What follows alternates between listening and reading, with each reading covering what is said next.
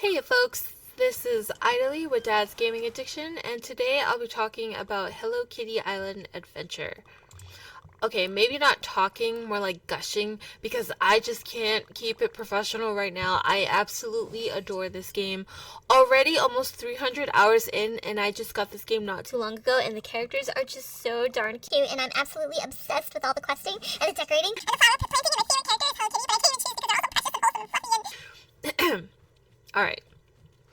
Now that I got that out of my system, Hello Kitty Island Adventure is a charming adventure game where your character ends up on a huge vacation island adventure park with Hello Kitty and a bunch of her friends who you have to work together with in order to fix up this humongous island park.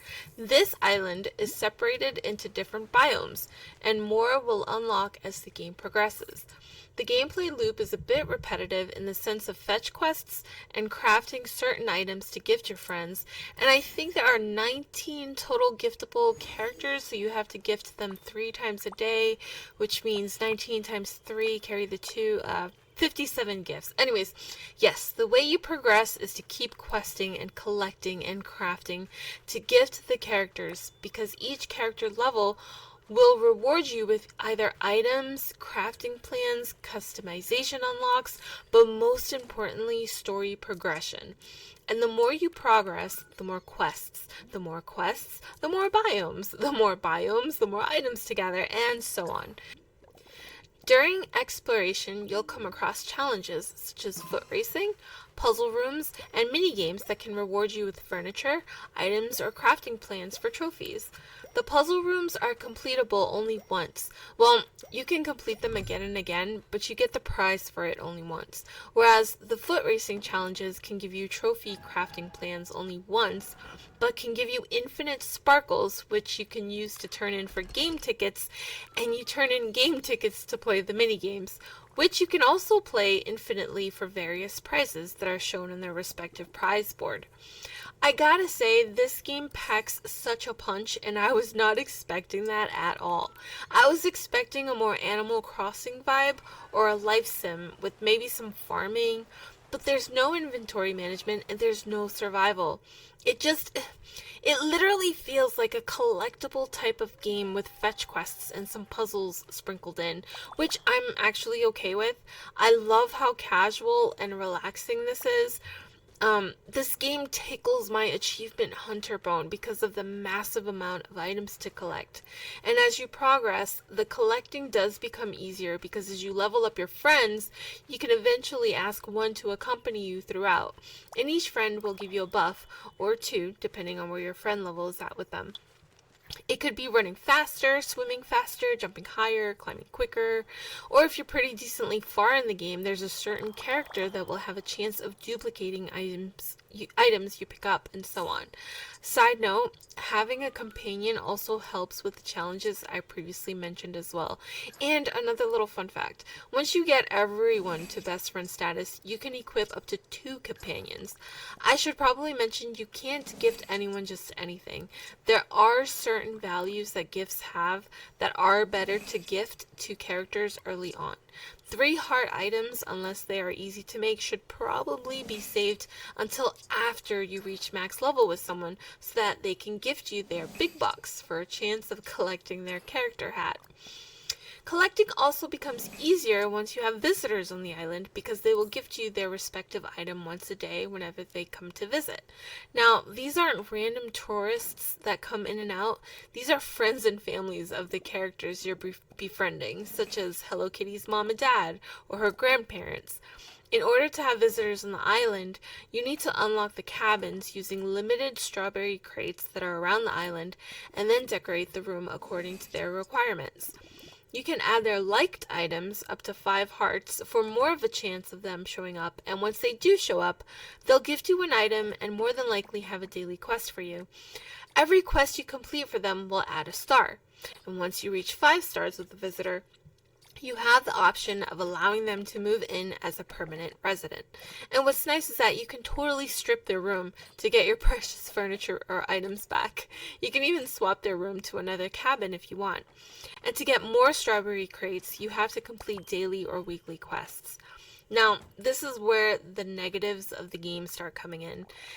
This game is time gated, which means progress can be excruciatingly slow and frustrating and painful because while you want all the visitors and all your characters to constantly get levels, it will take real life days, weeks, and months, and if you're a very busy person, probably years. And don't even think about time traveling. There's absolutely no time traveling allowed. It will completely, totally break your game. But there are many story progression quests that require you to wait until the next day to continue. As for daily quests, you can only have up to 4. And with character gifting, you can only gift a character 3 times a day. And despite there being many items to collect and pick up in the game, items are not respawnable until the next day.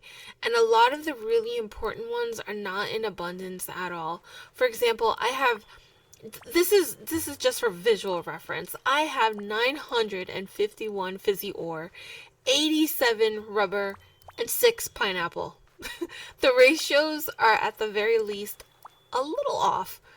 On the plus side, insects and fish are infinite but are dependent on time and weather. Oh, weather, that's a whole other beast.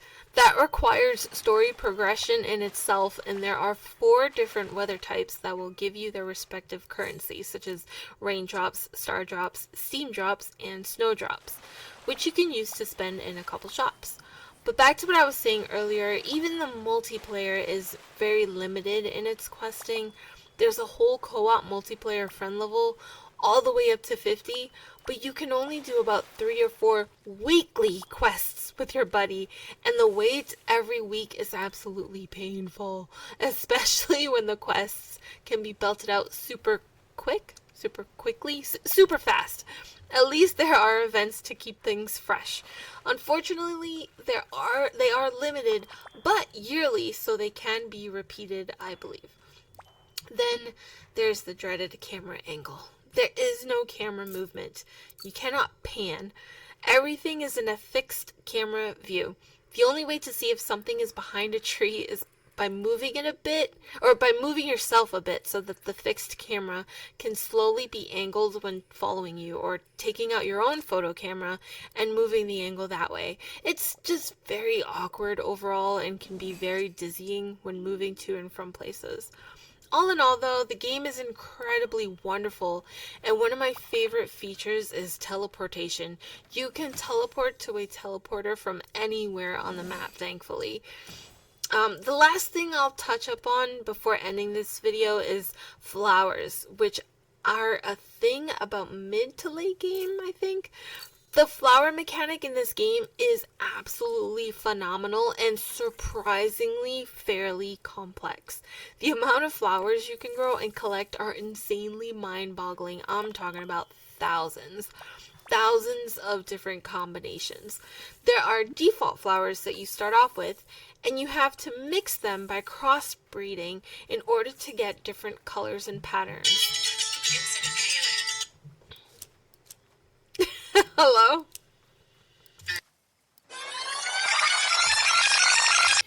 There are default flowers that you start off with, and you have to mix them by crossbreeding in order to get different colors and patterns. But it's not like you craft them or put them in a cauldron or anything like that. You have to grow a flower in a patch, and it will affect its surrounding squares. And as long as another flower is touching one of those squares, they will propagate seeds if you fertilize them, and you'll get the result. However, it's all RNG, and sometimes you'll get a clone of the parent flower. Patience is the ultimate key when growing new flowers. There is math behind it. There are formulas. There are efficient layouts. Hello Kitty has its own flower community, and it's huge and amazing, and my head can't wrap around the amount of resources online regarding the flowers in the game. But it's so incredibly satisfying to successfully crossbreed something and get a new colored flower or a surprise patterned flower using fertilizer. But why, oh Lord have mercy, why are these flowers time gated? It takes 7 days for a non-watered flower to grow. I believe 3 or 4 days when it's watered regularly, and if plucked consistently afterwards, a repeat of 2 days to stock up on the said flower. But if you trowel a flower to move them, the process starts over. And it takes days and weeks, real life days and weeks, to get these new flowers. Probably months, which is probably the amount of time I'm taking. The greenhouse is so important because you don't need fertilizer. But unlocking that greenhouse is like pulling teeth because you need like 8 specific visitors to be residents. And that in itself takes absolutely forever. Man, I could go on and on about the flowers. I'm obsessed with them. I make my fiance help me with the patches, like how to make the most efficient layout in my little Hello Kitty notebook. Yes, I have a Hello Kitty notebook. But yeah, I'm obsessed with flowers. It's just so sad waiting for them to grow. Give me a recipe to craft speed grow or something. I'll play all day grinding out speed grow. Oh, okay, alright. Enough about the flowers. Hello Kitty Island Adventure. What a game. Essentially a fetch quest, decorative, collectible adventure game with fixed camera views. This gives many other cozy games a run for its money, and I have to say this is definitely a thumbs up. It's a fabulous game. I'm obsessed with it. I can't put it down. This is Aidalee with Dad's Gaming Addiction. Don't forget to like and subscribe, and thank you so much for watching or listening. Bye guys!